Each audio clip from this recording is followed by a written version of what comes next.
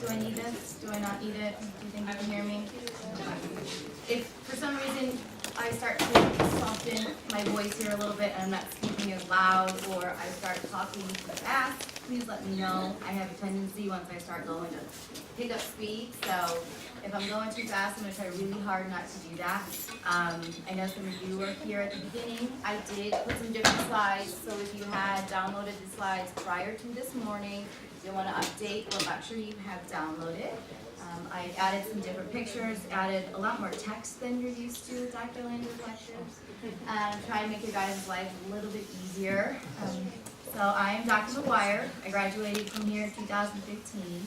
And the reason I have the luck of teaching you guys anatomy here today is I graduated with my degree in anatomy and taught with Dr. Landers for a lot of years while I was in dental school, and even after. Then I moved away for a couple years, so I took a brief hiatus, and now I'm back. So yay for you guys. Yeah, so I know you guys are thinking you must be a crazy person to have done anatomy and want to teach head and neck. That's insane. And I would agree with you somewhat, but I enjoy it, and I just think it's because I actually know it. So I think once you guys get to know it, it's not as bad, but there's a lot of stuff to know. So I'm going to try my best to really point out some good landmarks and some good information for you guys to pay attention to. You know, I did highlight or bold certain things on these slides. That doesn't necessarily mean that's all I want you to pay attention to. I know, you know, as a student, if you saw something bolded, that would be basically what you learned, and everything else is just kind of like, you know, I tried to make it easy as I could for you guys. But to start off, do any of you guys have any questions about like anything with head and neck? Like, do you really have to know all this stuff? Do I need to go to lab? Yes. Do you have any like overall tips on how to shuffle through all the information? It's a lot. So there is a lot of information, and what my biggest tip would be is try and stay on top of it as best you can. Because if you wait towards the end or when you have a test, it's gonna be too dense and too much information. My other big tip would definitely be stay in lab. Most students I've remediated in the past have failed the lab portion and not the didactic portion. So I know nobody wants to spend their time in a cadaver lab during the actual school year, but I tell you, you don't want to spend the time in the lab during the summer. Because most remediations are not quick. Most remediations take a couple weeks. So it's a couple weeks in your only summer that you have off in dental school that you'll have to be here in lab with me and Dr. Landers. And as lovely as you may think I am, you definitely don't want to spend the summer with me. It's just not fun. So I would just say try to make sure you do the lab stuff. Pay attention to the landmarks. So anytime, and you'll see, I'm trying to point out the lecture here today as well. Anytime I point out an anatomical landmark, if I talk about where a nerve may cross a bone or something, it's not just to throw more information at you. It's to let you know when you're in the lab, when we tag things in the practicals in the lab, you know, we say it crosses the anterior border of the mandible or something like that, and that's the landmark that we're giving you. We'll make sure that in the practical portion that we put it that way. Do you understand what I'm saying? So if I tell you that this nerve crosses the anterior border of the mandible, or I tell you something else about it, we'll make sure when we tag it that that's how it looks. You know what I mean? So if there's a certain nerve that passes between the head of two muscles, you know if I point that out, tease that out, and I show the nerve itself, then that's what you're looking for. The other thing is lab practicals minus the heads he has in the buckets, they're going to change year to year depending on what was found in the cadavers. So you really do have to try and make sure you actually go in there and don't just try and look at everything and try to memorize it, but really know the bodies in there. If you know them and kind of what's already been seen on the certain dissections already, then you'll really quickly be able to go through it. And don't forget that the practical is timed, so you only have so much time per section. So it's very quick. It feels quick, you know what I mean? Because you only have so much time to look at something, figure out not only what it is, so it's not going to be a tell me what this is, it's going to be tell me what nerve components you would find in this nerve and give me two muscles that it innervates, if that makes sense, okay? So you have to not only know the structure, you have to know the function and other information about it as well. So my biggest tip is just try and stay on top of it as best you can. I know this semester is wild, you guys have so much stuff going on, it's like, you know, it's hectic, I get it, I've been there.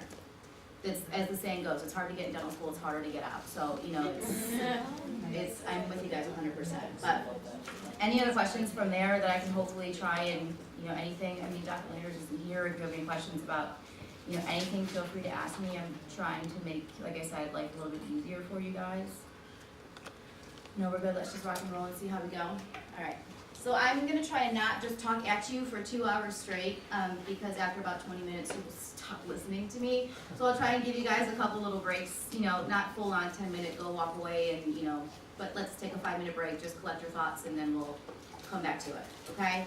So, let's go. And if you guys have questions along the way, please interrupt me, please let me know. I want to make this easy for you guys. I want you guys to get through this class. I want you guys to pass your first year dental school and be super awesome dentists.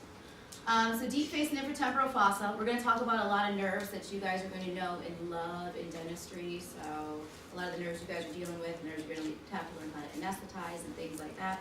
If you want to be a surgeon or anything like that, nerves you don't want to cut when you're trying to extract wisdom teeth. So first thing we'll start with the deep face, muscles and mastication. So these muscles you will always remember. These aren't the ones you're going to kind of remember and forget as soon as you graduate. You're always going to remember your muscles of mastication. So we have 4 major muscles of mastication: temporalis, master, and then the pterygoids, the medial pterygoid and the lateral pterygoid. Remember that all muscles of mastication are innervated by a motor branch in V3. Not all muscles in general, but muscles of mastication. Okay? So you guys learned nerve components last time. Is that right? Does anybody want to venture a guess what nerve components are in the branch of V3 that innervates the muscles? Is it afferent or efferent? Efferent. Okay. Is it general or special? The very first letter. Is it G or S? General. Special. Special. Do you guys know why it's considered special? Because they're cranial. Because it comes from a branchial arch. Do you remember which branchial arch it comes from? Second.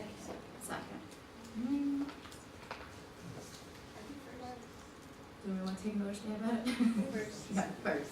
Okay, and then the second letter is somatic or visceral. So we know it's S at the beginning and E at the end. Is it S or V in the middle? So it's actually visceral. So the reason to remember it's visceral is remember how do we chew our food to actually get into our organs. So if that's a good way for you guys to remember it, okay? So we consider it a visceral organ. I know it's not necessarily like helping with smelling or anything like that, but you consider it visceral because it's actually the first process that we're using to actually masticate our food and things like that, if that makes sense. Does that make sense when I put it in that way? Does that make a little bit, no? What doesn't make sense? Can you explain again why it's called visceral versus somatic? So when we talk about visceral structures, they talk about anything that is pertaining to the viscera, right? So your guts, okay? So how do we get food into our guts? We have to put it in our mouths and masticate it. Is that a little more clear? Okay. All right. Yes. Wait, you said it comes from the first brachial arch. What is it? The nerve or the muscles? The muscles. Okay. Did you guys have embryo yet? Did you have Dr. Frido yet? No. Okay. Yeah. So you guys will know the branchial arches. Just try to remember what muscles and what structures come from each branchial arch. That will be something that you will have to know. I will tell you guys that. Okay.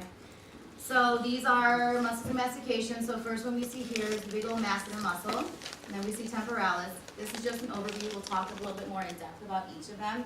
And if you guys had superficial face Tuesday, is that right? Okay, so you guys talked about all these nerves here from cranial nerve 7. Kind of look familiar, maybe? Sure. So normally you would see the big parotid gland right there. Okay, so if you guys remember this, the facial nerve comes out of the parotid gland, right? And so you have the tiny zebra bit my cheek. Are you guys familiar with that acronym? No. A tiny zebra bit my cheek. Just remember that and go through your branches of 7, and that'll help you. So it's posterior auricular, temporal, zygomatic, buccal, bit, mandibular, and then cervical. Okay? A tiny zebra bit with a B, my cheek. Cheek. C for cervical. Okay? And that'll help you guys remember. So it goes from the top to the bottom. So posterior auricular, temporal, zebra, zygomatic, bit, buccal, mandibular, cervical. Okay? Easier way to remember it than just memorizing? Those are branches of what? Those are the branches of what you guys learned last time, so 7. To the superficial muscles of the face. What's A?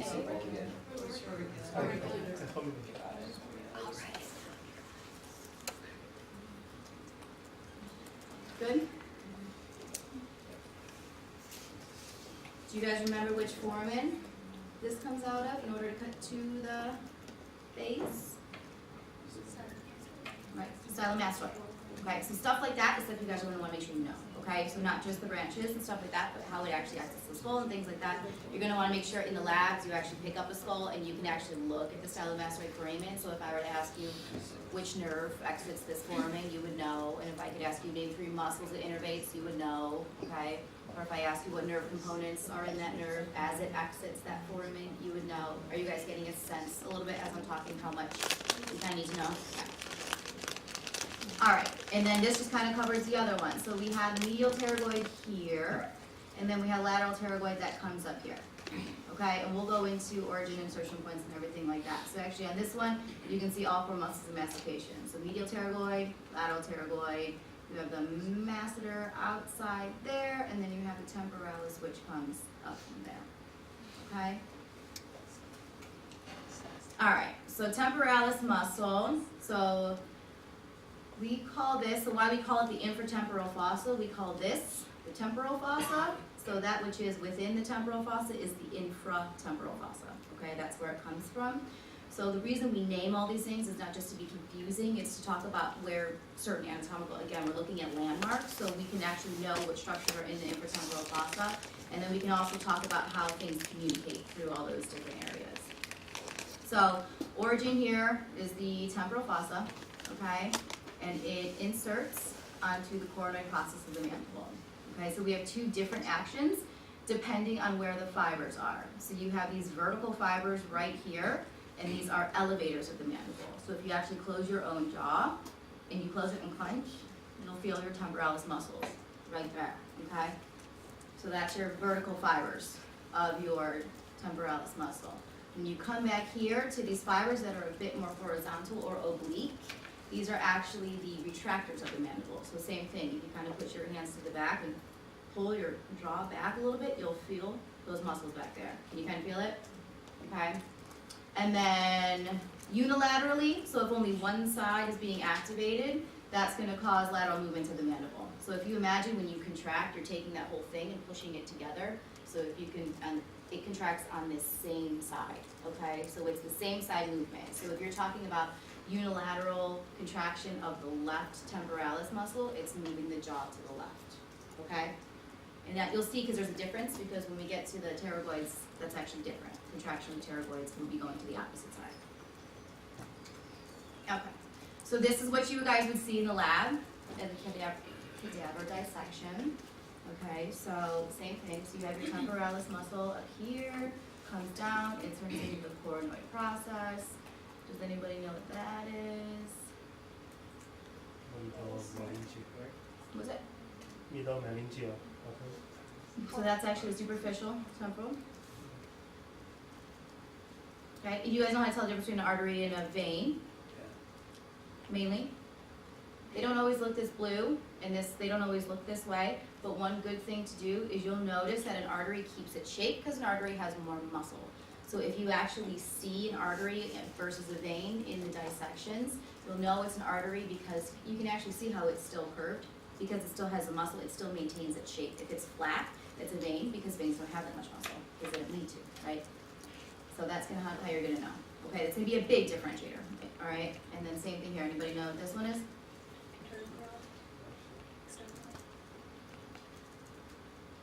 Facial? Facial artery? Facial vein, okay? And remember, facial arteries and veins usually maintain the same name. Veins aren't always as important unless it's a big important vein. Veins are harder to find, so most of the time if you see something, it's probably going to be an artery, okay? Unless, you know, like that, and that's very obvious, at least from my opinion. If you're looking at this stuff enough and you guys are pretty well aware of it, that's a pretty obvious difference between an artery and a vein. Okay, muscles of mastication, so the masseter muscle. So it originates on the zygomatic, the zygoma here, zygomatic arch there. So you have your zygomatic bone and then your temporal bone, okay? So both parts of the zygomatic arch, and it's going to insert down along the angle and the lateral surface of the ramus of the mandible. Okay. So what that does as well, elevates the mandible. So again, you clench your teeth and put it here, you'll feel those muscles contracting, okay? So that's another big, now that's our big, huge, strong muscle, right? So that's the one that we can attribute to all the terrible things you're gonna see when people crack their teeth and stuff like that. It also protrudes the mandible. So if you're pushing your mandible out, again, you can kind of feel it, not as easily as when you're retruding, you feel the temporalis. Okay, and this is not the best dissection. There's still a lot of fascia on here. But can you see it right there? Sort of.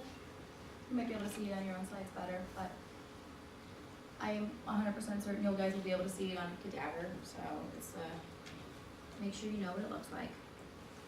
And again, you can see here, so you see landmarks where we cut away, make sure you can see the zygoma, okay?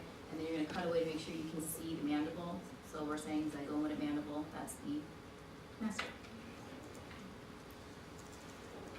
All right, medial pterygoids. So now we're on the inside. I'm sure you can kind of tell by the cutaway. So again, that kind of gives you, there's your medial pterygoid, okay? So now we're actually looking at the inside of the mandible, the internal surface there. So you have two heads of the pterygoid muscle, the medial pterygoid head. So you have a superficial head and a deep head. So your superficial head right here originates on the maxillary tuberosity and it inserts on the pterygoid tuberosity of the mandible there. And then the deep head originates on the medial surface of the lateral pterygoid plate, and then that also inserts down on the tuberosity of the angle of the mandible. So why medial pterygoid is called medial pterygoid and lateral pterygoid is called lateral pterygoid, it depends on their origination point on the lateral pterygoid plate. It's a lot of words. So the medial pterygoid originates on the medial side of the lateral pterygoid plate, and then you'll see the lateral pterygoid originates on the lateral side of the lateral pterygoid plate. Can you say that really slow? Yep. Yes, I can. Okay. So, medial pterygoid, the reason it's called medial pterygoid, they both originate on the lateral pterygoid plate, okay? But the medial pterygoid is on the medial surface of the lateral pterygoid plate, and the lateral pterygoid originates on the lateral surface of the lateral pterygoid plate. Make sense?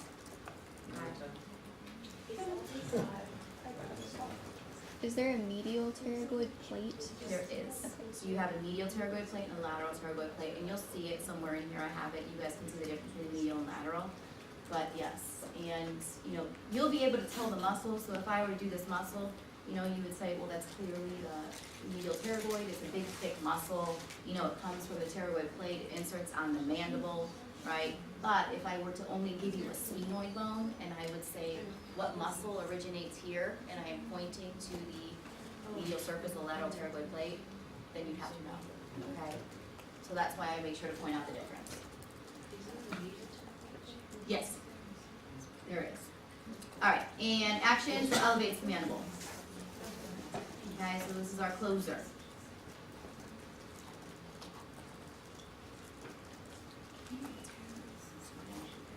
Okay, so you can see this mandible was cut away. Can you see where the window was cut into that mandible? When I point it out, so this is the front, this is the back. Okay, you guys with me so far? You feel somewhat oriented? Okay, so you can see like where the teeth are?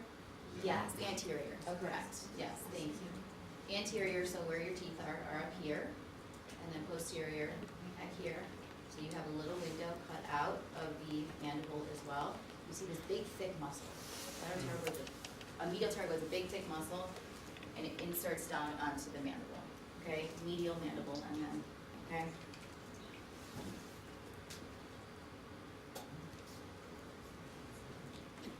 Now this is a different view, which is a little confusing. It actually took me a second to figure it out when I was looking at the slides the other day. So we're on the inside surface. So remember the last one, we were looking from the external, so we were looking from the outside in. Here we're actually, we have a mandible that's cut out, okay? And we're looking on the inside, okay? So you can see there's anterior, posterior, here's medial, here's lateral. Do you feel oriented? Okay, so it's like if I'm standing this way, and you guys have just like sagitally split my head, and you took it out, and you were looking on the inside, okay? feel good about that? I don't think so. So, it's like as you split, sagittally split, right? When you took my mandible off, and you're just looking at it from the inside now, okay? So that's the view that you guys are getting here, okay? So again, going down to the inside border of the mandible. Lateral pterygoid, so again, remember we said the whole business about where it originates from, lateral surface of the lateral pterygoid plate, and that specifically is talking about the inferior head, okay? And this one inserts into the condylar head, and if you were to take a mandible, you would see right under the condylar head, there is a little indentation, and that's called the pterygoid fovea, okay? Don't forget that. And the superior head originates up here, infratemporal crest, and the thing you're gonna remember about this one, it inserts actually in the temporomandibular joint, okay? So that is actually inserting inside into the TMJ. Important for your reference there. Okay, so when this is bilateral, so when both of them are working together, it's gonna protrude the mandible. And then unilateral movement of this moves the mandible to the opposite side. So it's opposites. Remember if I said it's contraction of the right temporalis, it's because you're moving your jaw to the right. If it's contraction of the right lateral pterygoid, it's because you're moving to the left. Okay? So it is lateral movements of the mandible to the opposite side. Okay? That makes sense. Do you guys need me to slow down, or am I doing okay? Where did you say the pterygoid fovea is? So if you were, it's right up in here. So if you were to actually have a mandible, just the bone, the actual mandibular bone itself, if you look directly on the inner surface of that mandible and you see the condylar head right here, there's a little indentation right underneath that condylar head, and that's the pterygoid fovea. So you have the big condylar head up here, and then you have an indentation right in here, okay?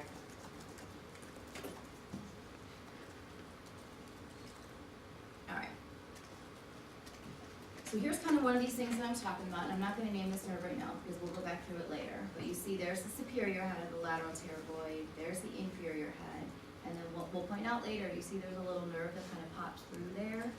So again, this is why kind of knowing your landmarks is important, because if you see something like this tag, if you know landmarks, you're going to easily be able to identify it, okay?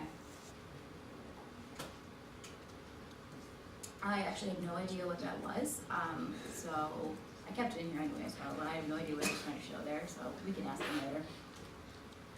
Alright, and this is the same exact information, I just tease it out for you guys, instead of you guys having to go back and forth to the chart in your notes, I try to make it, again, a little bit simpler on you, you have enough to do.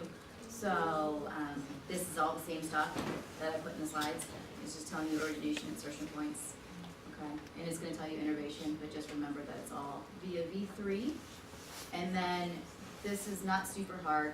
The name of the nerve is the name of the muscle, pretty much for all of them, okay? And we'll go through all those branches individually, but masseteric nerve does the masseter, deep temporal nerve does the temporalis, nerve to the lateral pterygoid does the lateral pterygoid. You guys got those, so. Okay, so now we're gonna go up from where we were, kind of temporal fossa, and we're gonna jump down into this infratemporal fossa area. Okay, so this infratemporal fossa area is, so if we're looking at that condylar head of the mandible here, it's right behind there. You see where this little dot is? That little space, that's where the infratemporal fossa is, okay?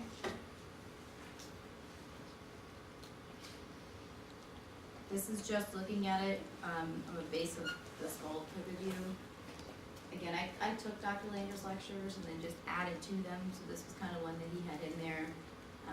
If you dig this, awesome. This doesn't, really suit my fancy. It looks confusing to me. So, there it is if you want it, but we're gonna move past it.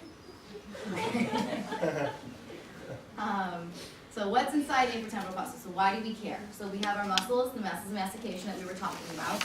So we know that the temporalis inserts down there in the coronary process. We have our medial lateral pterygoids that we just saw. And then we're going to go through a lot of nerves. Okay, so we're gonna go through the path of a lot of nerves in the rest of this lecture. So we know it branches B3, mandibular division of the trigeminal, and also chordae tympani, which comes from 7. Okay, and then we have maxillary artery, and then maxillary vein and the pterygoid vein plexus.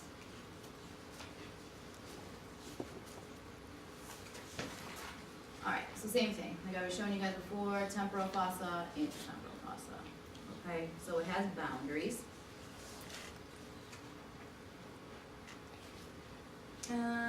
So the superior boundary, so you see here, this is where you guys were asking about the medial plate and the lateral plate.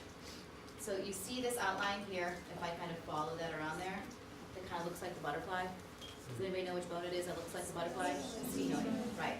So we have our sphenoid bone there. So there's our lateral plate, medial plate. Can you show that? Lateral, medial. Okay? And you guys will want to make sure you have those disarticulated bones, go through them, put a pipe cleaner through them, make sure you know what the foramens are, make sure you know what goes through those foramens. It is not an easy practical, okay? So try and stay on top of it as best you can, all right? So boundaries of the infratemporal fossa, superior boundary, we have our sphenoid here like we saw, so the infratemporal surface of the greater wing of the sphenoid, and then the infratemporal surface of the temporal bone. Okay? Nothing too significant here, so don't worry about much, just kind of, you guys can read what it says off the slide. So anterior boundary is gonna be the posterior surface of the maxilla. Your posterior boundary is gonna be your parotid glands, styloid muscles. So right in here-ish, this is a skull I had in my house. It was gifted to me from Dr. Friedel. It was so sweet. So it's broken. The styloid process is broken, so it should be right there. So if you look at that external acoustic meatus, you would see a styloid bone right there. That's your posterior border. Okay? Again, nothing too significant there. All right. So your medial boundary is your sphenoid bone. I tried to be creative and draw that there. That's your sphenoid bone again. If you saw it in that last slide where I kind of outlined it for you guys, remember the butterfly? Okay, so your medial is your lateral pterygoid plate there. Remember lateral medial?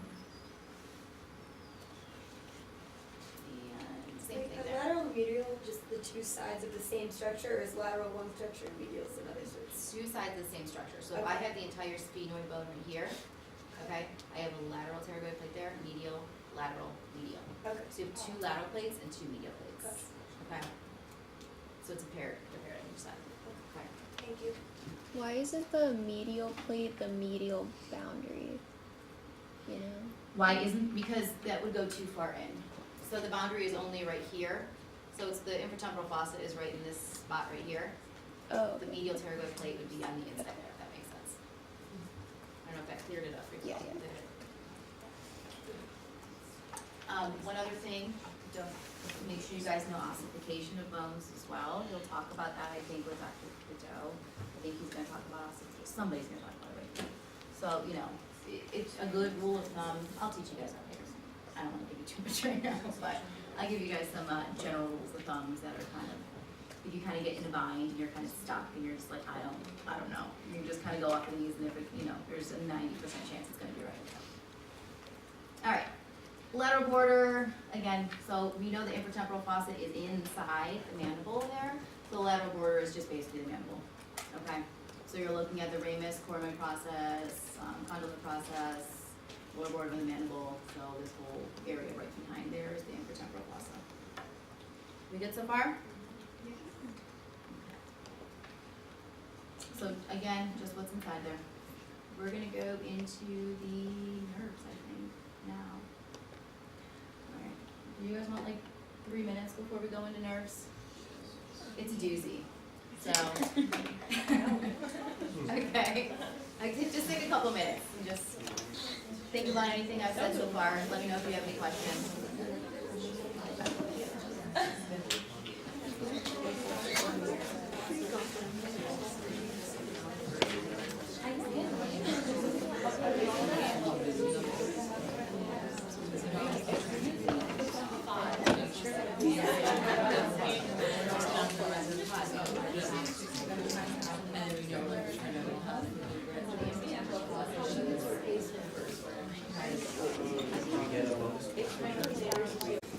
went over the cranial nerves and all the nerve components.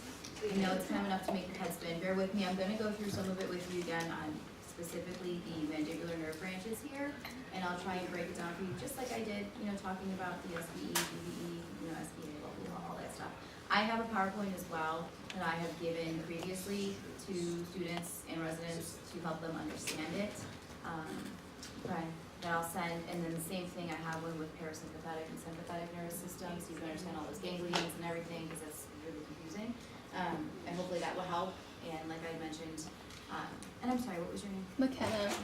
McKenna has my email address, I can give it to you guys as well, I can just type it here somewhere, but if we want to, you guys can get a hold of that PowerPoint slide. If we all want to talk as a class, I can do like a Zoom meeting, something like that. We can do like a virtual thing. It's not super easy for me to get here all the time, so I'm happy to help you guys, but it just might have to be virtual, if that's cool. All right? Okay, so you guys can read through this. I don't need to read. But you're gonna see there's a lot of mandibular nerve branches. Okay, so just a reminder, you had V1 that goes to the tip of the nose, V2 here, and so we're talking about this buddy here, V3, right? So temporal region, infratemporal region, and then down on the mandible, hence called the mandibular nerve. Alright?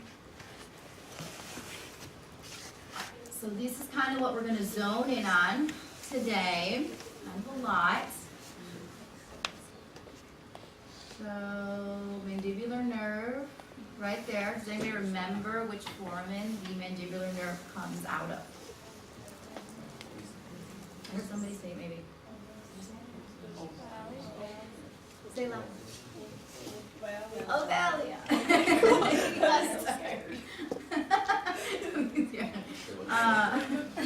Ovalia. Foramen ovale, okay? There was a mnemonic, and I don't remember the O. I think it's ovale, so foramen ovale has, it's ovale is V is for V3, A is for accessory meningeal, L is for lesser petrosal nerve, and then E is for emissary veins. So there's a mnemonic for ovale, and that's everything that passes through it. We love these mnemonics. Yeah. I mean, that's how I learned it, so I remember Okay, those do from that like one again. 15 years ago when I did anatomy, so they're gold, but, yeah, so O is for ovale, right, because it's O-V-A-L-E, so that's what we're spelling, ovale, okay, so O is ovale, V is V3, A is accessory meningeal artery, L is for lesser petrosal nerve, and then E is for emissary veins. And I could be wrong on something. If I am, just remember there's a mnemonic that exists and Google will help you with it. But there was something I messed up. What was L? L is lesser petrosal. Emissary veins. What is an emissary vein? We'll talk about it. We'll get there. Okay? Yeah, if you guys don't know every part of that right now, it's fine, don't worry, it's just once you will get everything together, it'll help you. Okay, so in case, you're looking at a sphenoid bone, if there's you need to tag an ovale, and okay, what comes through here, you can OVALE it, and you'll at least remember some of it. Okay? Oh, alright, so foramen ovale there, alright, we have the auriculotemporal nerve. So a lot of these, if you know kind of the Latin-ish terms of it, it kind of helps, it makes it easier. So the auricle being the ear, the temporal being the temple, okay? So you see how it comes back by the ear and the temple, auriculotemporal. All right, so you see this one coming down here. This is your inferior alveolar nerve there. Again, that's your bread and butter there. You guys are gonna have to know how to anesthetize that, or else you're gonna have a lot of not happy patients. That gives off branch of nerve to the mylohyoid, and I'm going through these quickly because we're going to go through them in depth, okay? So don't worry too much about it. We will go in depth. All right, so again, inferior alveolar is all the teeth. Then we have our lingual nerve in there. We'll talk about the chorda tympani that joins in there. And then here we have the buccal nerve, comes off of there. We have and then we're going to have all of these nerves here are all the nerves to the muscle, okay? So we have nerves to the medial lateral pterygoid, masseteric nerve, and nerves to the temporalis. Is it still called the buccal nerve, whether it's maxillary or mandibular? So this is the buccal nerve, and then the other, so this is considered the long buccal nerve, okay? And then the other one is the buccal nerve. They're the same name, it's very confusing. They do two different things. okay? So this buckle, call it the long buckle. Because it does not do the same thing as the other buckle. Do you guys remember what the other buckle nerve does? Is it part of the facial? Mm-hmm. That's part of the facial. So if we can guess, what do those nerves do that are part of the facial nerve that come out of the stellar mass? They innervate what? Facial expression. Muscles of facial expression, right? So it's innervating muscles. Does anybody know what muscle innervates? It's in the name. And this one does not, okay? This one is purely sensory, as we'll talk about. So this one is not innervating muscles.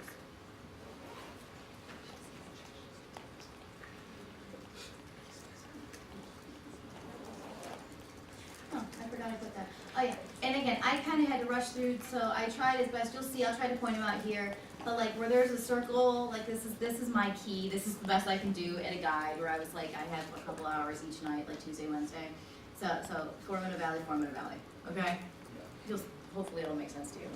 I hope. Okay, so V3, we have two roots that form V3, okay? We have a motor root, which is in the back there, and then we have a sensory root, okay?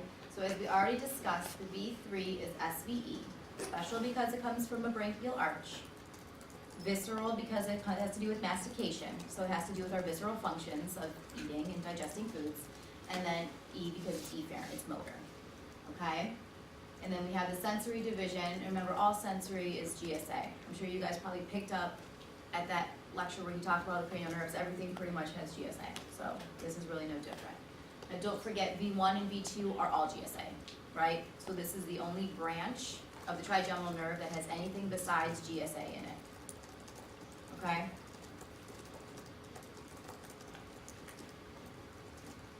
Do you guys want me to go through that GSA, or you feel pretty okay with it? Tell you why it's GSA? Yeah. Okay. So where it's both Yeah, SVE look at and it. So the motor division is SVE, and the sensory division is GSA. Okay, so the mandibular branch of V3 is both GSA and SVE, so it carries both of those nerve components in it. When you guys get up to cranial 7, 9, you're gonna see they have like all of the components in it, okay? So it would make sense for you guys if you guys could get your head around it now. It might make it a little bit easier than just kind of rote memorization, from my perspective. So GSA, so again, when we look at the difference between the letters, S is special, G is general. So we know that it's special because it comes from a branchial arch, or it only occurs in the head and neck, okay? G, general, means it happens everywhere, okay? We have proprioceptive, we have sensations all over our body. I don't just feel sensations in my face or in my head, okay?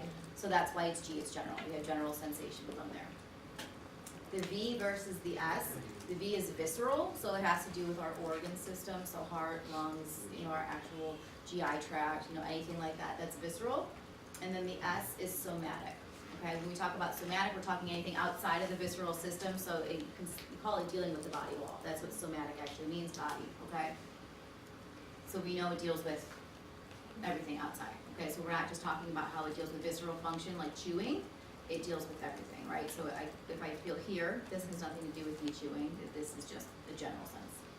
And then A or E. Afferent is sensory, efferent is motor, okay? Okay, so again, we know D-sense, is that before I continue? We pretty clear? Clear enough? Okay. So descends down through the foraminal valley, down to the infratemporal fossa. So here comes the importance of why we're talking about the infratemporal fossa, and then it's going to divide into its branches. Okay, let's go through those one by one. All right, so as soon as it comes down through that foraminal valley, you have this meningeal branch. It's really small, really small right there. Can you see that tiny, tiny branch up there? Kind of, maybe. Yeah. All right, so that's your meningeal branch. Now that's going to travel through the foramen spinosum. Again, I highlighted or made bold some words, so you should probably pay a little attention. All right, so foramen spinosum. Now you're probably not going to see this in the dissection. Let's be honest, it's super small. Give me just 1 second. But if I were to give you, I'll show you a foramen spinosum on a bone, and I say, what passes through here? You should probably know that's the one thing, okay? Yes, So the meninges are integrated, what information do you get from it? I mean, I guess like the level of the fluid? sensory information in meninges, so if you have, pressure in your head, Okay. you probably wanna sense that, right? So we know there's only two sensations that you're gonna get from trigeminal, right? So if it's anything in here, we know it's either gonna be a motor or it's gonna be a sensation, just general sensation, okay? Because we'll talk more, there's taste, there's, there's a lot of other functions besides just motor and sensory, okay? Does that make sense? Yeah, and again, it's innervated into the middle cranial fossa. And it travels with the middle meningeal artery, which we'll take a look at again in a second, because you're gonna actually use the middle meningeal artery there as a point of reference, okay? So, we'll go through that. When I stand there, am I in your way, or can you see? Okay. Okay. So besides going up to the middle meningeal, it also gives a branch to the medial pterygoid muscle. Okay, this is gonna get a little confusing, so try and bear with me best you can. Okay, so again, here, can you orient yourself? So obviously anterior, posterior, okay? This is the lateral wall, and this is the medial wall. So this is, again, if you sagittally split my head, you're looking at the inside of the mandible. You guys feel oriented? Okay, somewhat? All right, so now you have V3 exits the foramen valley, okay? So you already had your middle meningeal branch that went there, and it's gonna give a branch off to the medial pterygoid muscle. Right in there. And you guys can kind of carefully study these at home, but what I wanna draw your attention to is down here, okay? Because, did he talk about these yet with you guys? Tensor palatine and tensor tympani? So besides the muscles of mastication, the four that we talked about, so the masseter, temporalis, and the pterygoids, you also have two other muscles that V3 is going to innervate, okay? Not muscles of mastication. So you have the tensor palatini muscle and the tensor tympani muscle, okay? And you'll go into more details about what exactly these are in said lectures that belong with them, okay? But I want to draw your attention here because this can be a little confusing if you were to read it somewhere. I'm going to try and clear it up for you a little bit. So we say it runs through the otic ganglion. Now you guys are familiar with ganglions? Maybe a little bit? So you know there exist two types of ganglions, right? Okay, so we have sensory ganglions, the dorsal root ganglions. We good with that? Okay, and then we also have ganglions that belong to the autonomic nervous system. So we have sympathetic and parasympathetic ganglions. Okay? And again, I can go through this in more detail with you guys. I'll send you guys that lecture that I have. I tried to write it all out. So remember one thing about sympathetic ganglions, they all exist right next to the spinal column. Have you seen that yet? You have the sympathetic chain, the sympathetic trunk? Yeah. Okay? So that's where all the ganglions are for the sympathetic nervous system. So if you see a ganglion that is outside of there, you're gonna guess it's not sympathetic, or it's not sympathetic, it's what? Parasympathetic, okay? So, remember there's only two types of ganglions, it's sensory or for autonomic function, okay? And we know all autonomic sympathetic nervous system ganglion exist along the sympathetic chain, okay? So if we see a ganglion anywhere else, we're gonna guess it's parasympathetic, right? Okay. Second thing I wanna mention about ganglions is you have preganglionic nerve fibers and yes? Why can't you guess it's a sensory ganglion if it's not in the trunk? Because those also normally exist near the spinal cord as well. It's called a dorsal root ganglion, without getting too much into all that. So if But you it's have a like dorsal root ganglion and out, that, yeah. then it would be parasympathetic. Yeah, and when I show you guys, if I can do, I don't think I actually can because I don't have my computer here. But you can see that the sympathetic chain ganglion, it's the same thing, the dorsal root ganglion exists Okay. basically along the spine as Okay, well. gotcha. Okay.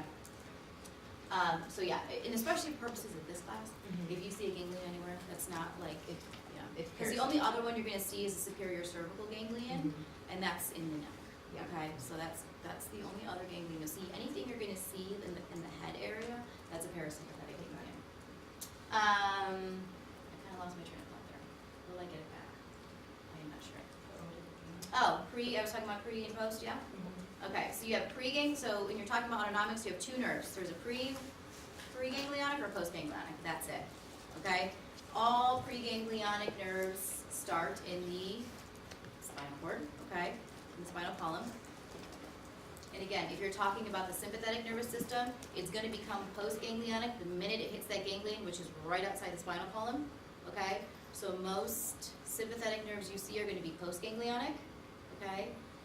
And then these ones here, so these have postganglionic parasympathetic fibers in there, okay? I will try and pull up a picture, because I feel like it's better if you see something with it on there. Am I confusing you guys a little bit more than you'd like to be confused right now? A little bit? Alright. Don't worry too much about it. Just worry about the rule of thumb. Yes. Just to make sure, it's postganglionic parasympathetic because it doesn't start in the spinal cord and it's not adjacent to the sympathetic trunk. They all start in the spinal column. So parasympathetic and sympathetic all start there, okay? But the sympathetic, so if here's the spinal column, on the outside you have your sympathetic chain, right? So everything starts in the spinal column, but the sympathetic, so you have your preganglionics are very, very short. They go from here right to here, okay? So right outside of that ganglion, right outside the spinal column. And then everything else you see is basically postganglionic sympathetic versus the parasympathetic, which is completely opposite. So it all starts in the spinal column, or in this case, it's actually the brainstem. So it starts in the brainstem, okay, central nervous system, and it travels a very long way to get to its ganglion. Parasympathetic ganglions are closer to the structures that they are actually affecting. Okay? So, again, not to talk too much because the otic ganglion isn't super important for purposes of this lecture today. The otic ganglion is the ganglion that is responsible for the parotid gland. Okay? So you'll see it's right by the parotid gland. So it's a parasympathetic, and of course we want parasympathetics by a salivary gland because we're resting and digesting and we need saliva to digest. Okay? Make sense? Okay. So the other thing I want you guys to see is that this actually runs through the otic ganglion. Okay? It is not synapsing there.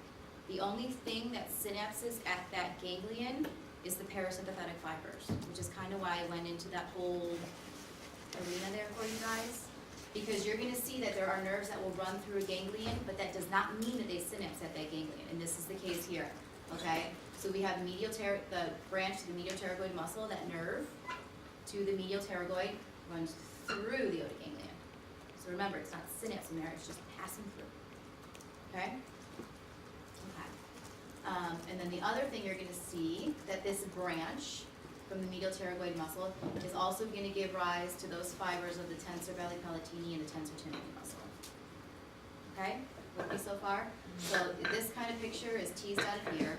So see that medial pterygoid nerve coming in there, running through the otic ganglion, and then you see it's going to give off branches to the tensor veli palatini, and then there should be one of the tensor tympani.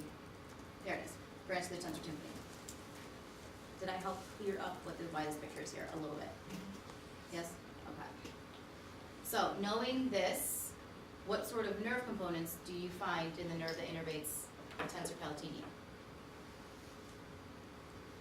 If it's coming from 5, we know it comes from which branchial arch? 1, right. So is it special or general?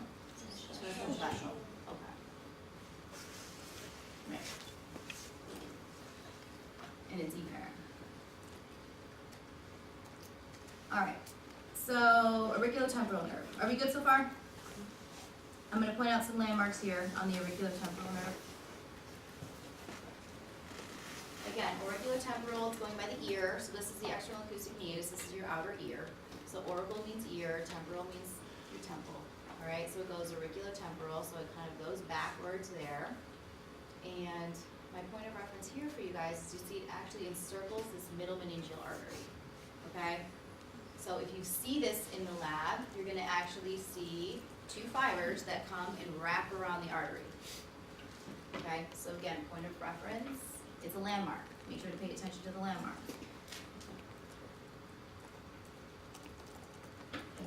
Doubt you'll see this in the lab.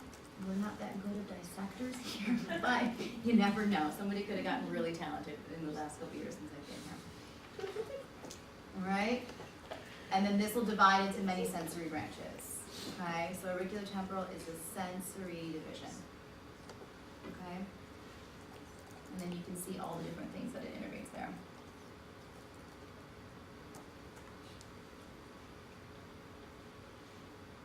I guess I'll point this out too. Do you guys want me to go back into this one right here? So if you remember, the otic ganglion was kind of like right there. If you look back there, your auriculotemporal is coming out here, your otic ganglion is right in there. You see it right there? So it's kind of right in the front of D3 when it comes out. It's not in this picture, but just imagine it's right there. So postganglionic parasympathetic fibers have to get to the gland, they have to travel with something, okay? They use nerves. They use branches of the trigeminal nerve to get where they need to go. Versus the sympathetic nervous system travels on the blood supply, so it travels with blood vessels. Okay? So you will notice. So if I were to ask you, you know, as well, what kind of nerve components you would find, does anybody remember what parasympathetics are?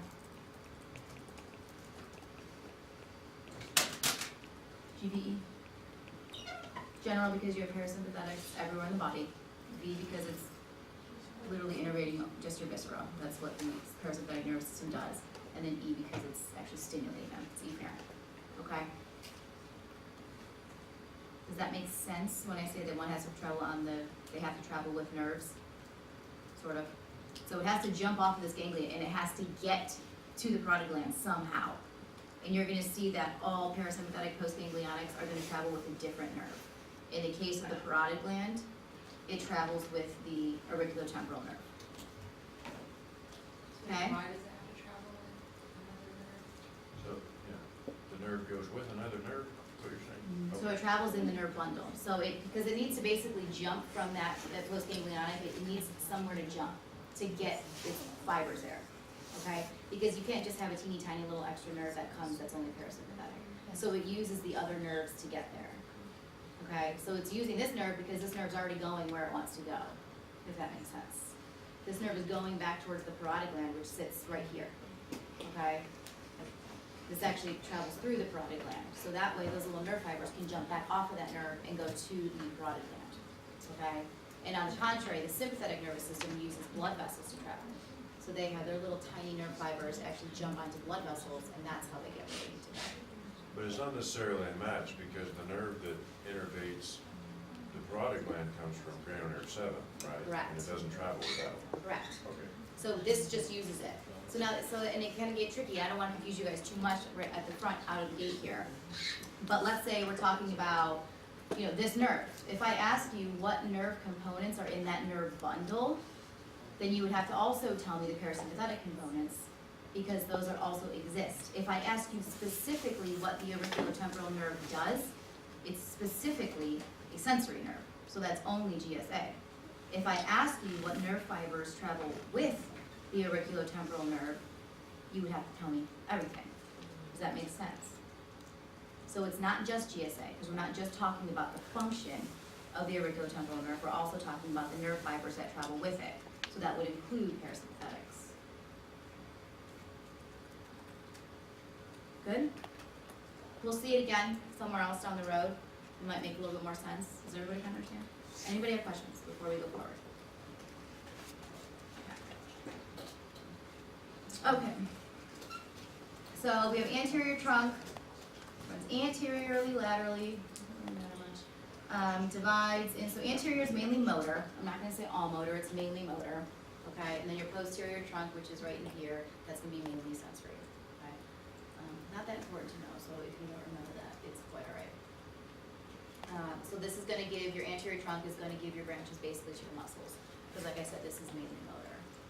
Alright, so it's gonna divide into your deep temporal nerve, okay, and your nerve to the masseter, which I actually think is cut in this picture. It should be right there. You have anterior temporal, posterior temporal branches. And then this anterior trunk now, after it's given off all of these branches, so you had the posterior auricular branch, you have all of these branches here, to the masseter, to the temporalis, and it continues forward, it gives off branches to the medial pterygoid, the lateral pterygoid, and then that continues down there, okay? That's that long, that's why it's called a long buccal nerve, because it's kind of longer. continues forward as the buccal nerve. Okay, so again, if we're looking at landmarks, you have, you guys remember what this one is? Inserts on the TM joint, lateral pterygoid, right? So lateral pterygoid, you have the superior head and the inferior head, and then coming through there is your buccal nerve. Okay, your long buccal nerve, we'll call it long buccal. Okay? So if you remember Playdeck in the beginning,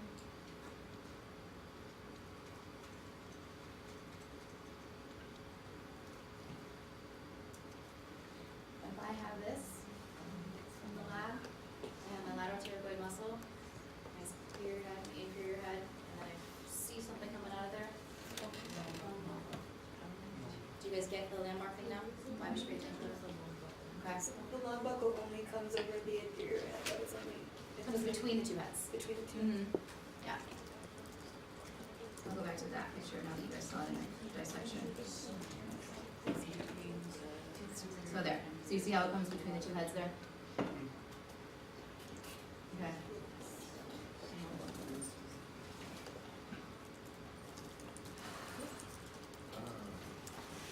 So do the motor and the sensory go together? Because when you give someone a shot, they can still move their jaw around, yeah? So, one of those is sensory and one of them is motor. Or- So you would not be giving, so the buccal nerve, and we'll talk about, so it actually passes through. So you can see the buccal nerve passes through here, and it pierces the buccinator muscle, and this is what is providing sensory information to the skin of the cheek, on the inside of your cheek there. So yes, when you give an injection, you are giving it, you're actually giving it in there. Because this is the mandible, and when you're giving an IA injection, you're giving it inside the bone, inside the mandible. You can get an anesthesia to the cheek. You'll see it once we go through the IA nerve, but the IA nerve doesn't come outside the mandible like this. Okay, the IA nerve actually travels inside the mandibular bone, and that's what you're trying to anesthetize. And that's just the sensation. IA nerve, yes. But you can see this one, you know, you can get some, anesthesia if you get near the nerve, because it's gonna pick it up. But that's not really what you're aiming for when you're anesthetizing a patient, okay? I mean, you will have to do some, because you are kind of open in the cheek, you know what I mean? But you're aiming further back. Okay? Because this is kind of like right here, like in the cheek, okay? Versus when you're anesthetizing somebody. it's So further each of back. these branches is either sensory or motor, but there's not one that's gonna do both. I'm not sure I understand your question. So you've got what, 1, 2, 3, 4, 5 yellow lines there. Here? Some of those yellow lines are motor and some of those are sensory? Okay, but none of them are both. They can carry fibers for both. Things can hop on and off, and we'll go through all that. And then you still have that question at the end, ask, and we'll look at it, okay?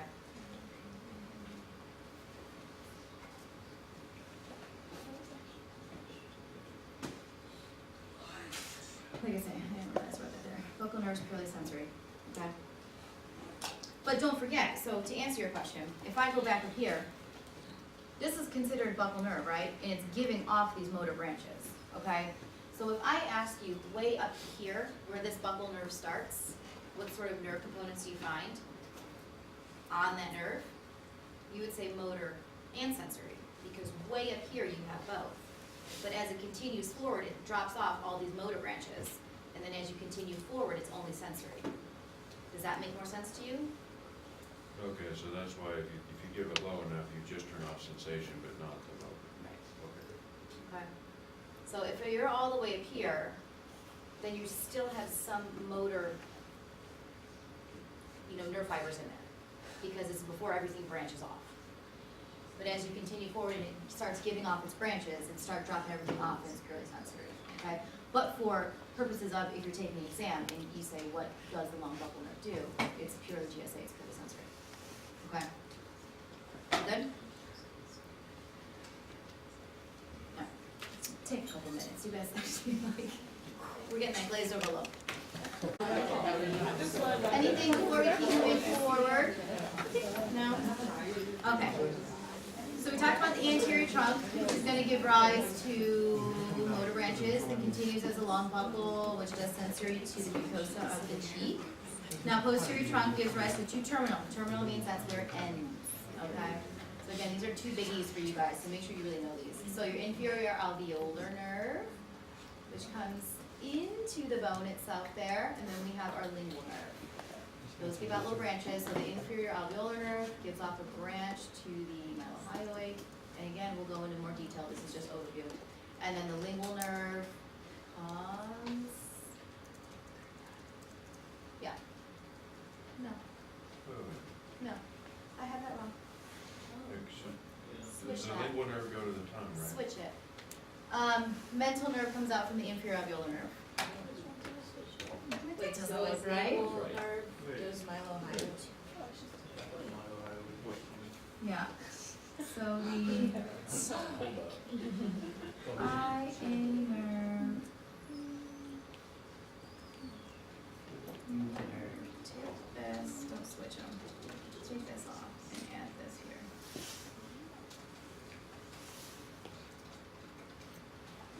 We'll see it on another picture. Hold on. So nothing branches off the lingual? You'll see what goes on the lingual nerve. There's a lot of sympathetic parasympathetic activity that goes on there. The arrows are pointing to the correct pieces. Yes. Yes. So if you can see inferior IA nerve, inferior alveolar, can I just call it IA? You guys know what I'm talking about, so I have to say the whole long word. Okay, you see it actually goes into the bone. Yes. Okay, that's how we know it's the IA. Alright, and it does all the teeth. So lingual doesn't enter the bone? No, it goes on the internal surface of the mandible. And we'll see it a couple different angles. It actually goes like down and then into the tongue. Okay, so into the floor of the mouth. And that's how it gets into the tongue. Okay. Eye nerve, so like I say, it comes in through the mandibular foramen, so this again, we were just talking, this is why it's good to make sure you guys start going over that skull lab lecture. I know it was just like you gave you a sheet and you're supposed to know stuff, but I really make sure you know it. Wait, sorry, so the IA branches into the other two nerves? On It the gives last off a side? branch. Yeah, maybe we'll go here and this might make more sense to you. Okay. Okay. So enters the mandibular foramen. Before it enters the mandibular foramen, it gives off a nerve to the mylohyoid right there. Okay, can you see that little guy right there?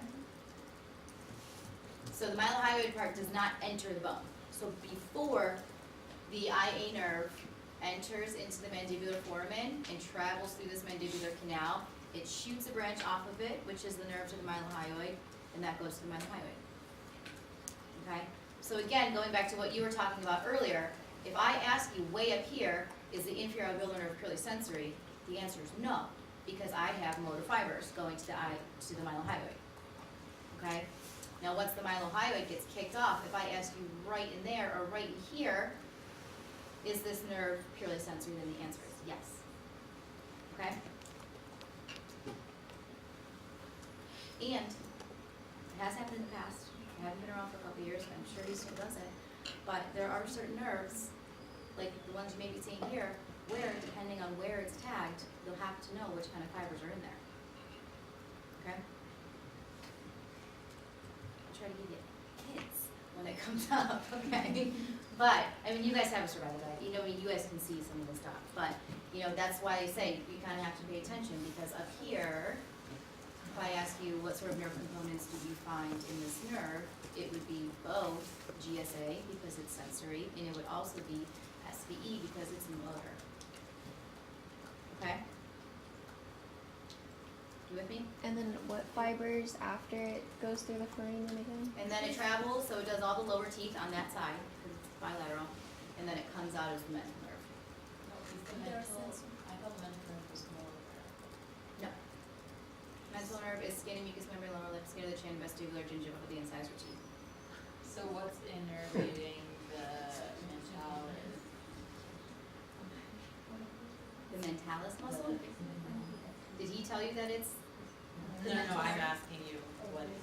So that's all muscles of facial expression, so that's all 7, okay? The mental nerve nerve has nothing to do with the innervation of the mental muscle, the Correct. mentalis. Right. That was the. Right. So mental is just in reference to this area, anatomically is called the mentalis area, okay? So the mentalis muscle you find here, and then you have the mental foramen, which is there, so the mental nerve comes through the mental foramen, okay? So it's all relating to what it's called, the area is called anatomically, okay? That's why it's all called mental, not because of what it does. Does that make sense? Yes, typically. So the branches that the anterior alveolar nerve gives off in the mental area will be sensory only? Yes. Because it's in the bone. But when it's above, like where the muscles are, it will be sensory and motor.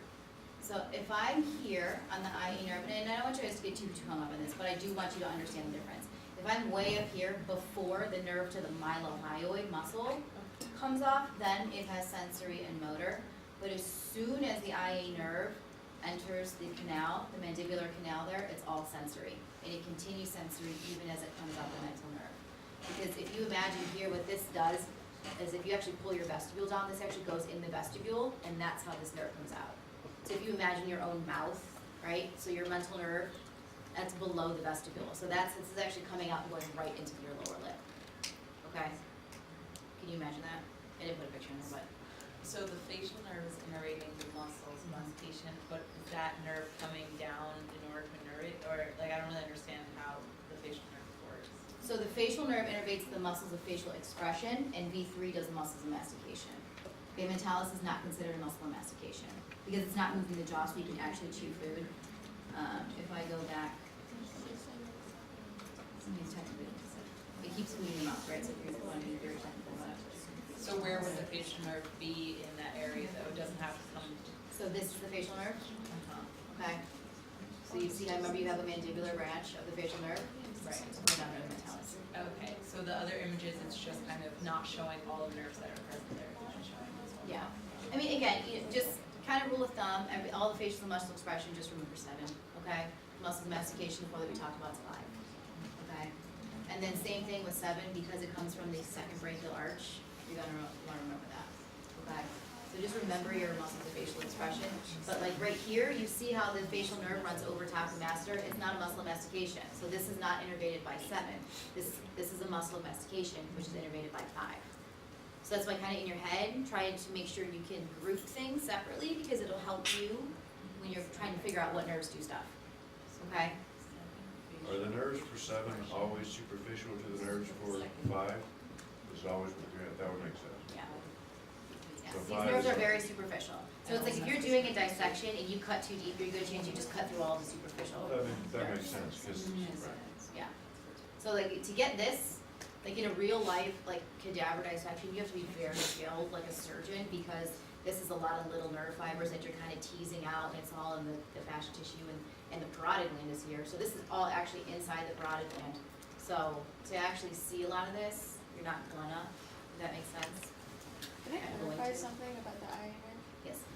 So you're saying the IA, when nothing has branched off yet, is both motor and sensory. When the mylohyoid nerve branches off, that's motor, and then when the mental nerve branches off, that's sensory. Yeah, let me Is show that you a correct? picture again. And then, is that correct? Because I Mhm. feel like So let me just go back to here. Okay. So, and again, I don't want to get you guys too confused here. So if I specifically ask you what the inferior-alveolar nerve does, like what is the function of the inferior-alveolar nerve? It's sensory to the teeth, okay? But now if I want to get a little bit more tricky, and I say, what sort of nerve components do you find up here on the inferior-alveolar nerve? Then you would say, I would find both motor, because this is before the mylohyoid jumps off, and you're gonna find the sensory, which is what the IA nerve does, okay? Now, as soon as this nerve to the mylohyoid branch pops off here, all that motor functionality that you would have found on there is gone, okay? So it's almost like when you look up here, you're imagining the mylohyoid nerve and the IA nerve together, okay? And then the mylohyoid nerve splits off, and now the IA nerve is just the IA nerve, okay? But nobody's gonna call this IA nerve plus you know, Mile high nerve. they just know that it splits off there, okay? Is that a Yeah, little that- more clear? Okay. And then same thing, mental nerve, because all the differences, it's the same exact nerve as the IA nerve, except it has just passed through a different foramen to innervate a different part, Okay. okay? So that's, when, as soon as it passes through that mental foramen, now it's mental nerve, okay? So as soon as the IA nerve passes from here to here, mental nerve, okay? Are we clear? Does that make more sense with the mentalis and everything?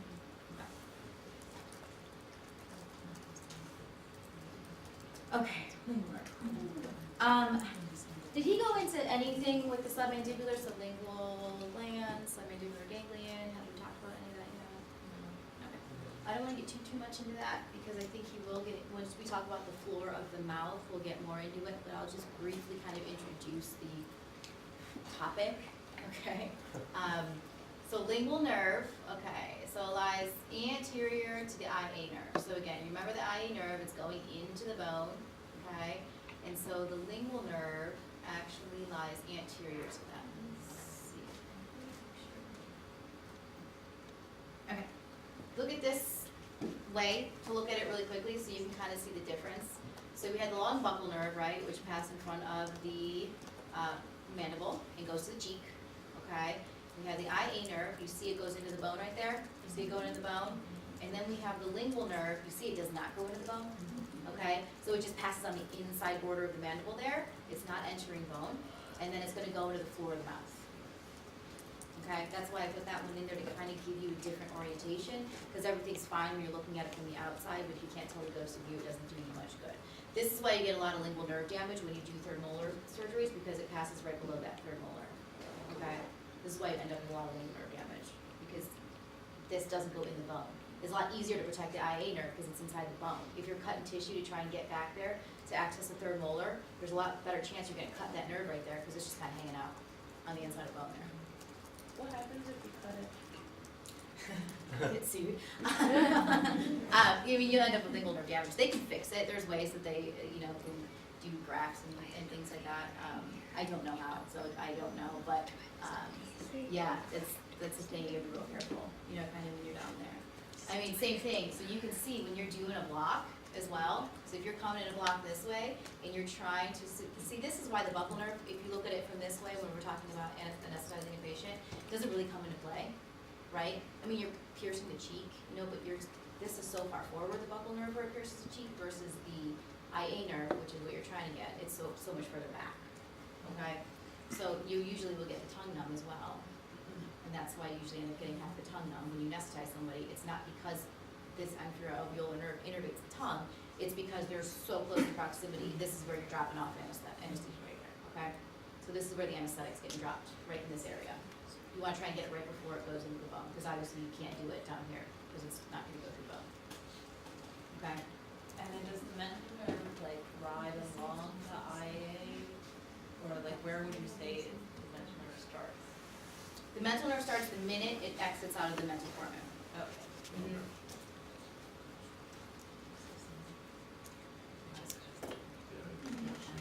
So again, if you go there, if your IA nerve, the minute that passes out of that foramen right there, now it's mental nerve. So IA nerve is mental nerve is basically IA nerve, and then it gets renamed the minute it comes out of there. Okay, so it's not like it comes from somewhere else, it's Right. the same thing, but just continuing forward. Okay. Okay. So do you guys feel like you conceptually can now understand a little bit better where the lingual nerve is compared to the IA nerve, because it comes on the inside of that mandible? Okay, so it does a lot, So it's sensory to the anterior 2/3 of the tongue, which is kind of the big cranial nerve V3 sort of role that it has, is it's sensory to the anterior 2/3 of the tongue, floor of the mouth, and the lingual gingiva, okay? I put this one in here so you can kind of see how it courses down here, okay? So you see how those fibers from the lingual nerve go to the anterior 2/3 of the tongue, it's coming down the floor of the mouth, okay? You're also gonna get this little guy right here, which is called the chorda tympani, okay? Chorda tympani comes from cranial nerve 7, okay, and it's carrying taste fibers. Does anybody know what taste is? Nerve components wise? Special. Is it visceral or? Visceral. Visceral. Is it afferent or efferent? You're getting information about test, you're giving information. AFAR, right, so it's SBA. Okay?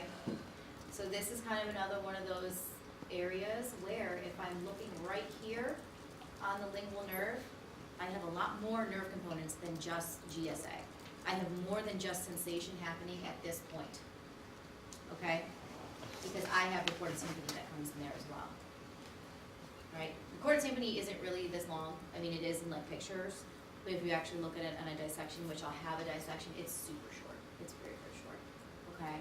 But if I'm talking right here, like if I'm just looking at this part of the lingual nerve right there, that is purely good old-fashioned GSA sensory, because that's what V3 is giving off. Okay? The minute chorda tympani joins and it's right in here, now we're talking about it has taste, so SV in it. It's also carrying parasympathetic information in it as well, which we won't get too much into because I don't want to confuse you guys too much for today. But you see there's a ganglion. So anytime we see ganglion in the head or neck, we can assume it's a parasympathetic ganglion, right? So it's carrying parasympathetic information. Is that for the glandular tissue down there? Yep. Okay. Exactly. So this ganglion will do both the submandibular and the sublingual glands. Okay? And chorda tympani carries all that information. Okay? So the parasympathetic innervation for these glands down here comes from 7, comes from chorda tympani. Okay? So chorda tympani is actually carrying taste fibers back and parasympathetic fibers towards. Okay? Sort of clear? Maybe? Fair enough? Okay. So again, if we're looking at a dissection, it's day of the practical, I'm gonna do so good. And you see this picture, you know, first thing I would tell you to look for, so this big muscle, right, that should be your like a really good giveaway for you. So it's this big meaty muscle that inserts right onto the inside border of the mandible. And that's gonna be your first clue that it's what? Medial pterygoid, right? So that's okay, clue number 1. I've oriented, all right, I know I have my medial pterygoid here. And again, just because I know you guys are still new to this is the anterior, okay? This is posterior, so this is the posterior edge of the mandible. This is the inferior border of the mandible, okay? So they've cut out a little window in there as well, and you can tell it's cut out because you can see in there is what? IA, right. IA nerve and artery, okay? So How do you tell which is which? Yeah, they're the same. you'll be able to, so Eric, remember from the beginning, you'll be able to, the artery will hold more shape. The nerve is kind of flat, looks like a flat worm, like it's, doesn't really hold a shape at all. But then when you see an artery, it has muscle in it still, so it's kind of rounder.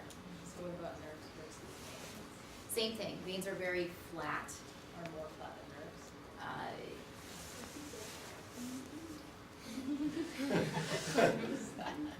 You don't see that many veins, to be honest with you. I mean, unless they're really big veins, most veins are so insignificant that you don't really get the same. I mean, we saw that first one where they had those big veins. Like those are about the veins you're gonna see, these big giant veins, but the little veins and everything like that, they don't even follow the same course, you know, normally. Everybody has a different venous course, like in their body, so that's why a lot of them aren't named. That's why I said to just generally name like a plexus or a venous, you know, plexus or something like that, because, you know, nobody's really seen them, so.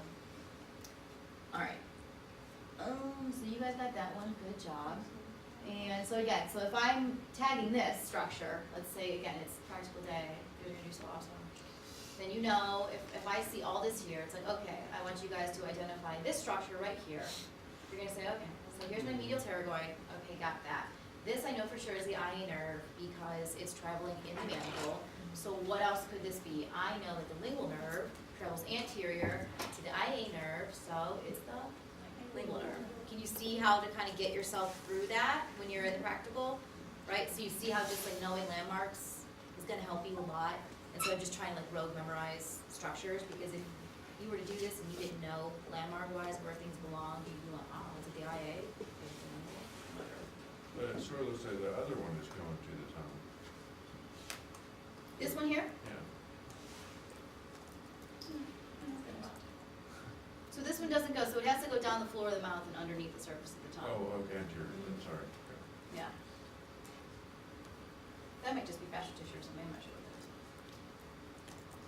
Okay? You feel okay about that? You feel good about that? Sort of? Do you guys feel like maybe you're getting a little bit better idea of how this goes?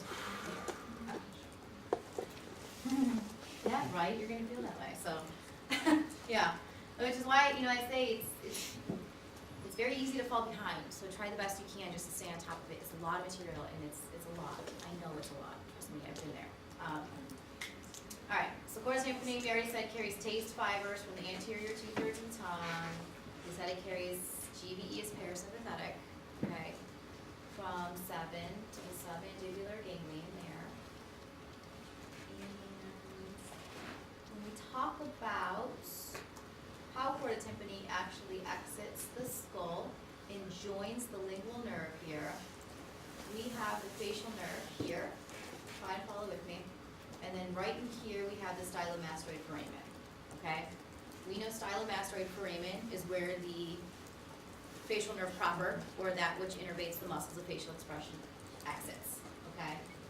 Now, right before it exits the stylomastoid foramen, it gives off this little teeny branch of the chorda tympani, okay, which travels through the middle ear.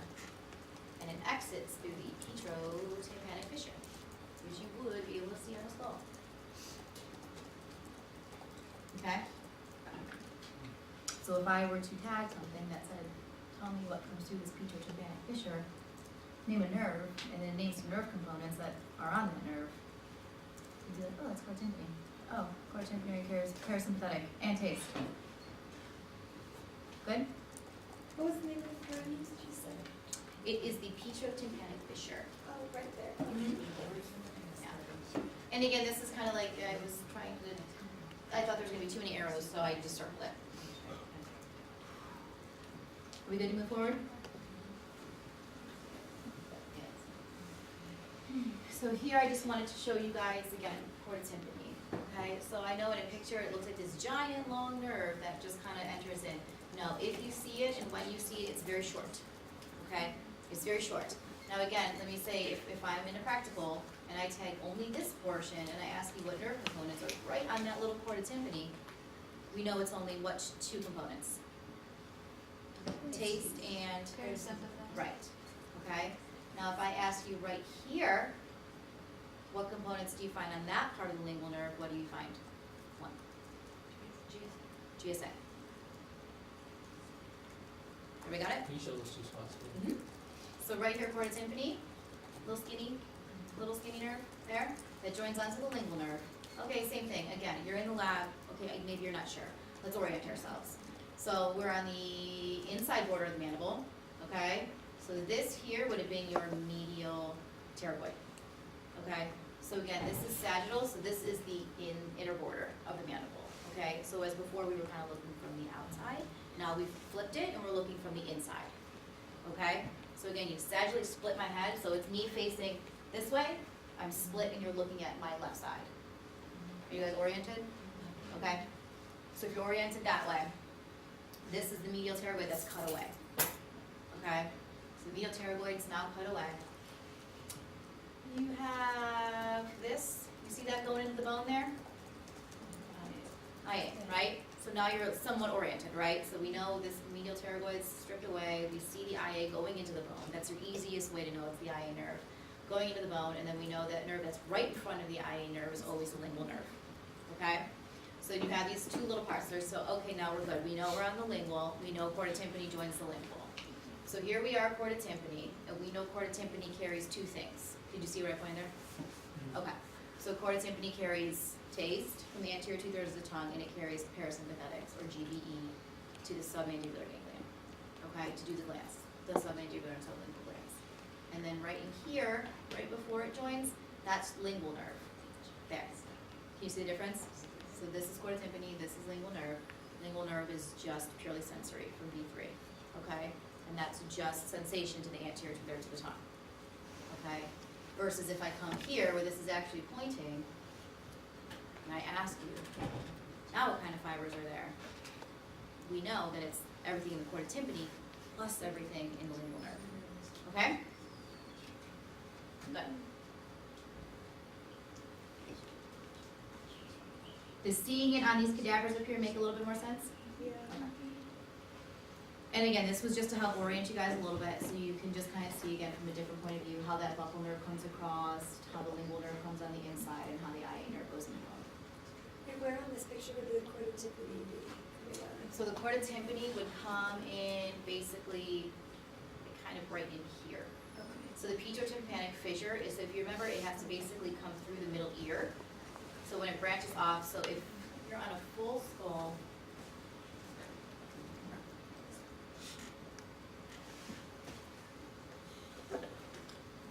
so if you're looking from the whole skull there, you see there's your external ear, okay? And there would be your mandible right there, okay? So it kind of comes through that pituotympanic fissure and then joins in a lung there. So on that picture, you would imagine where your,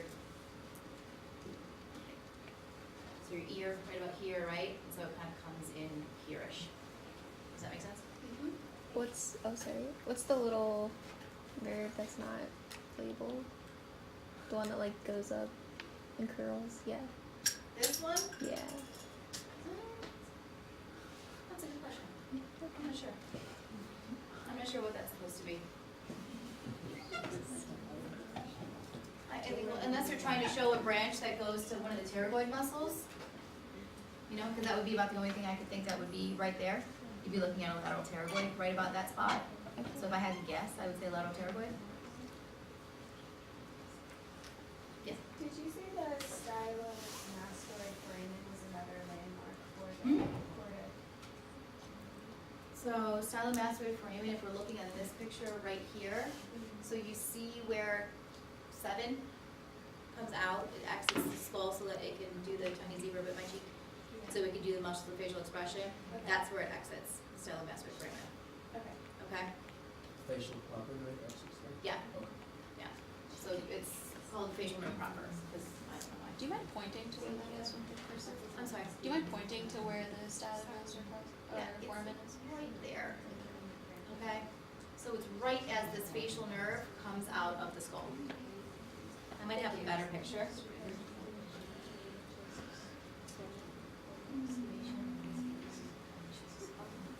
This one, maybe it's like the same, but I don't have that circle there. Can you see that foramen right there?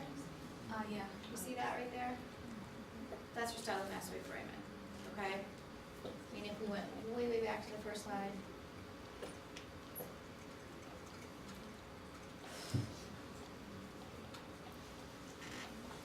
Underneath that ear there, okay? Just remember that's the point that the facial nerve comes out to innervate the muscles of facial expression.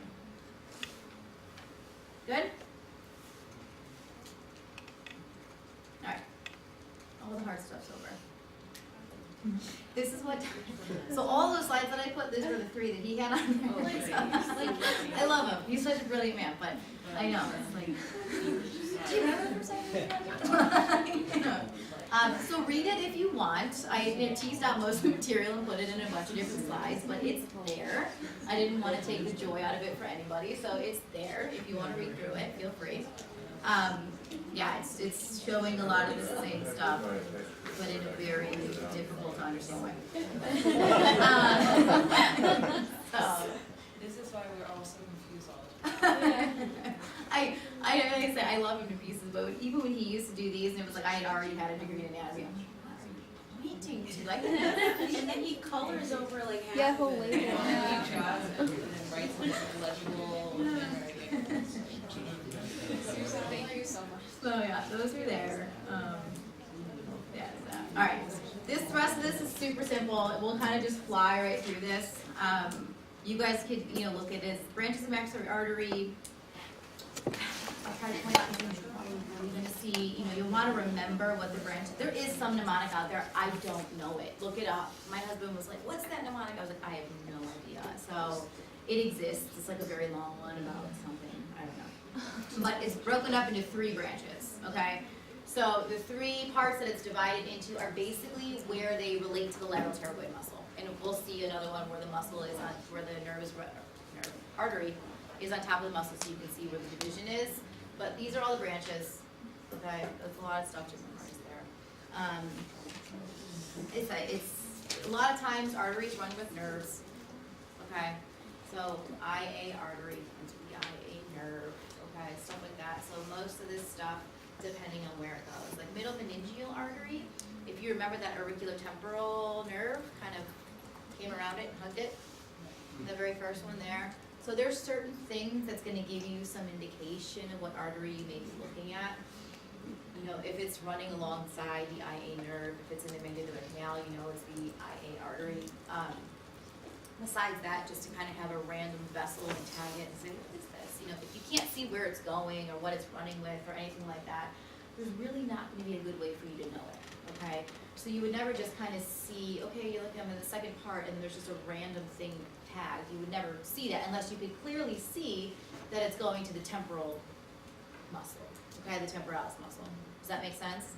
So in that way, the arteries are kind of simplified, so you don't have to just kind of really like remember long lists of things, because again, if you look, it's all indicative of where it's going, okay? But we would need to know which arteries come through which foramen. And that's gonna be more like if I give you a bone, right? So if I show you a petrotympanic fissure, like on a bone, like a skull, or like, and those disarticulated bones in there as well, make sure you know those. So make sure you grab a sphenoid and you look at a sphenoid from this way, from every single angle, because, you know, you'll put a pipe cleaner through and it can only be in one orientation and you're not gonna move it. So you have to know what it looks like from all different orientations, okay?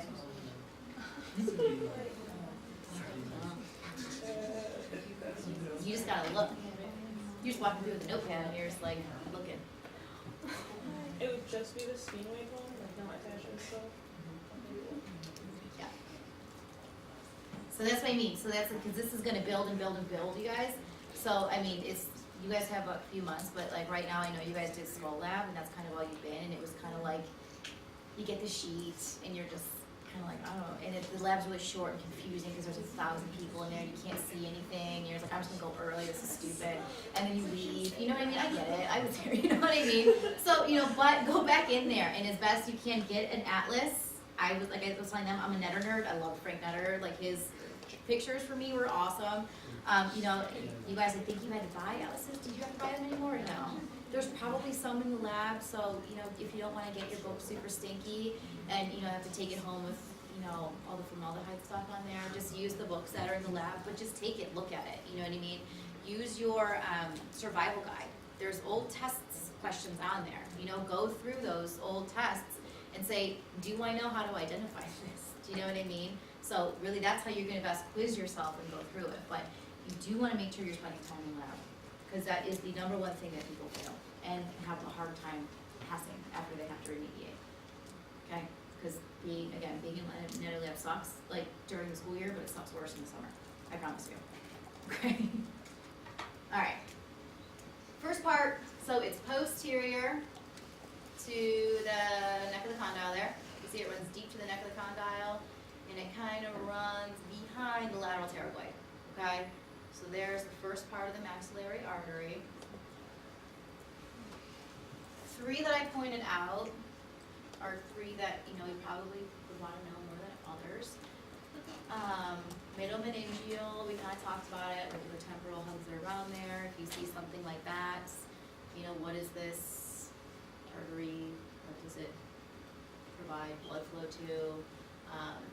Accessory meningeal artery enters the cranial cavity via the ovale. So remember our OVALE, V3, accessory meningeal, lesser intercostal emissaries, and then the IA. IA is pretty self-explanatory. Second part runs right on top of the lateral pterygoid muscle, and this is mainly the divisions that are going to go to the muscles. Okay, so this is basically in the heart of this infratemporal fossa area. So you know, if you look in the infratemporal fossa area, you see an artery. You know, this is the maxillary artery itself, and then it has all these branches that come off of it. Okay, so remember the maxillary artery is running from outside in. Okay, so it's coming in. Basically, it'll come towards the nose. Okay. So you're going to see these branches come off here. You have temporal arteries, which are going to the temporalis. Okay. Pterygoids. Okay. I think we've seen these before. Temporal arteries. And again, you'll see the muscle. It would never be tagged without seeing something where it's going to. Third part,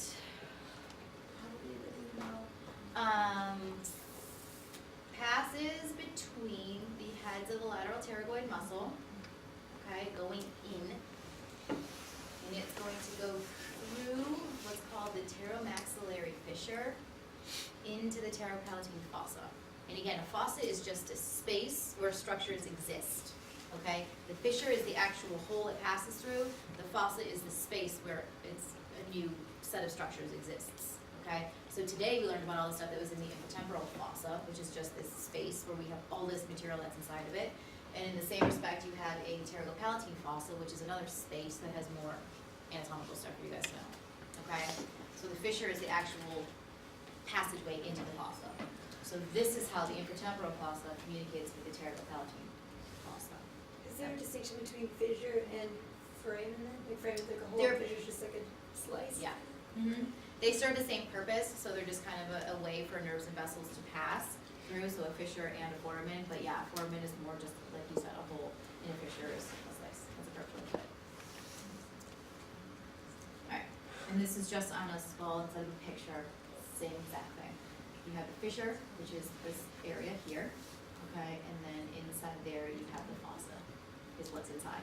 So where you actually see that little pipe cleaner, that's inside the fossa, and there is the fissure, okay? Remember, how did you get the name pterygo? So don't make it too hard on yourself.